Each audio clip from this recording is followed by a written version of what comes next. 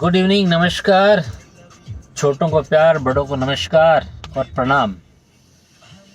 आज संडे है तो मैं सोचा कि कुछ अलग बाहर जाके थोड़ा मैं अकेला ही घूम के आऊं, क्योंकि बच्चों के आगे एग्जाम आने वाले हैं तो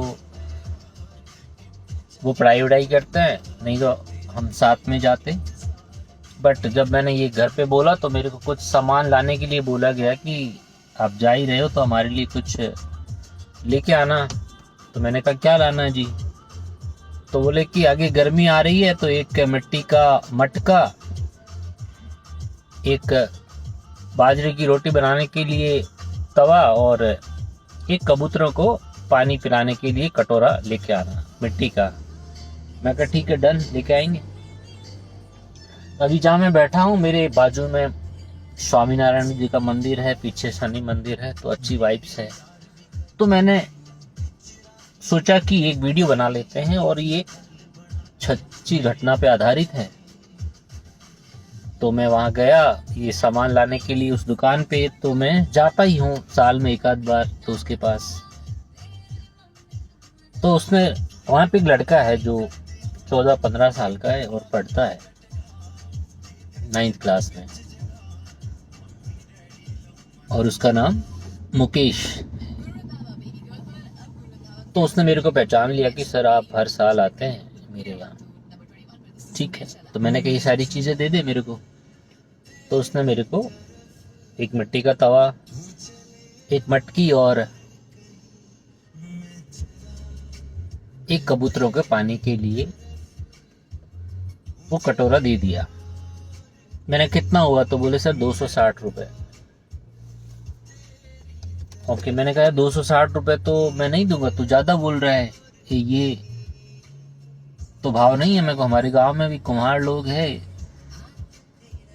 मटका तो 50-60 रुपए में दे देते हैं, तवा 20 रुपए में दे देता है, और तो 200 रुपए दे सकता हूं मैं तेरे को। तो थोड़ा सा उसने किया और वो मान गया और 200 रुपए में रेडी हो गया। मैंने कहा इतना जल्दी? बोले कि सर देंगे इतना तो फिर रेडी होना ही पड़ता है। तो मेरे दिमाग में उसी टाइम में एक आइडिया आया कि मैं उसको कुछ सिखाऊं।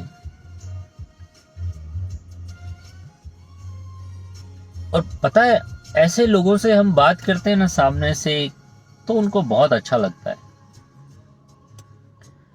मैंने कहा देख, मैं तेरे को पूरे 260 नहीं 300 रुपए देता हूं और कुछ चीजें सिखाता हूं जो तू अगला कोई भी कस्टमर आए ट्राई करके देखना उनके साथ। बोले ठीक है सर। खुश हो गया लड़का। तो ये इस कहानी का या इस वीडियो बनाने का मेरा मकसद ये नहीं है कि मैं क्या या एक दिखाने के लिए कर रहा हूं, नहीं। मैं एक सोच को डेवलप कर रहा हूं ताकि हम किस तरीके से किसी की जिंदगी में पैसों से बदलाव नहीं लेकिन सोच से बदलाव जरूर ला सकते हैं।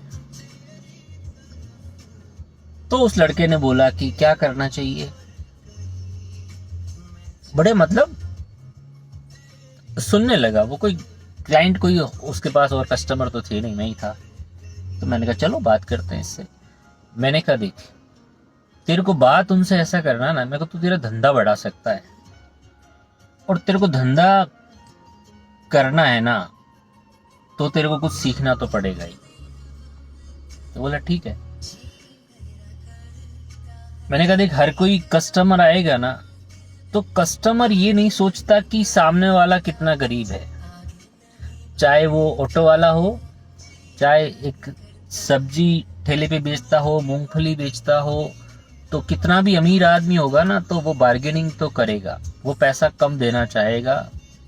मैं भी नहीं देना चाहता था, लेकिन तू अपने अंदर कुछ बदलाव करे ना तो तू तेरा धंधा बढ़ा सकता है। बोले सर कैसे?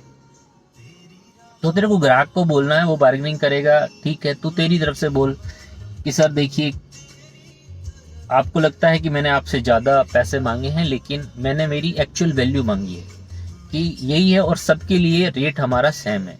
चाहे एक आप जैसे गाड़ी में आए हैं तो इसका मतलब ये नहीं कि मैं आपसे 250 रुपये मांगता हूँ और बाइक पे आए कोई उससे मैं कम मांगता हूँ। तो मेरे लिए सर सब समान है, लेकिन इसमें बहुत मेहनत तो लगती है कि बनाने में, लाने में, और हम किस स्थिति में रह रहे हैं वो मैं पढ़ाई में मतलब सेक्रीफाइस भी कर रहा हूँ कि भाई मैं पढ़ाई छोड़ करके ये बिजनेस भी कर रहा हूँ, तो हमारे ऊपर कितनी रिस्पॉन्सिबिलिटी है।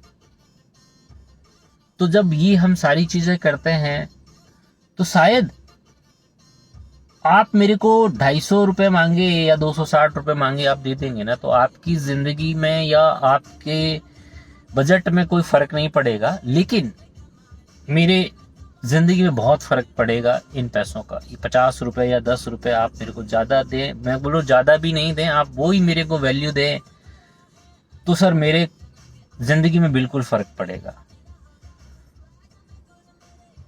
तो देख, तू ट्राई करेगा ना, तेरे को 10 में से 8 लोग पूरा पैसा देके जाएंगे या एक्स्ट्रा भी देके जाएंगे।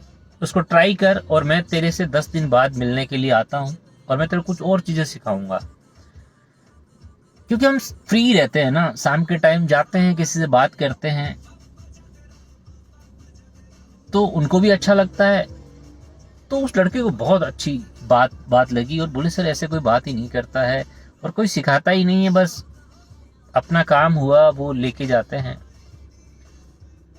मैंने कहा हर कोई नहीं देखेगा, और हर कोई जो मैं सिखा रहा हूं वो सीखना भी नहीं चाहता। तूने मेरे को सुना तो है, तो वो और खुश हो गया कि मैं तो क्यों नहीं सुनूंगा जब मेरी बात फायदे की होगी।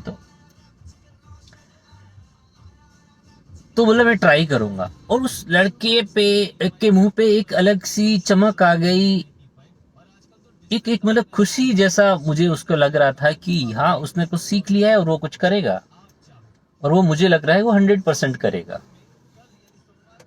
तो मकसद यही मेरा है कि हम यदि किसी की जिंदगी में ये थोड़े बदलाव करते जाएं, कि जैसे हम एक लारी वाले से सब्जी लेते हैं, हम बार्गेनिंग करें, ज़रूर बार्गेनिंग करें। हम ऑटो में चढ़ते हैं तो ज़रूर हम उनको बोले भाई इतना नहीं इतना, उसके बाद आप उसको पूरा पैसा उसको थमा देना, तो बहुत अच्छा लगता है उसको।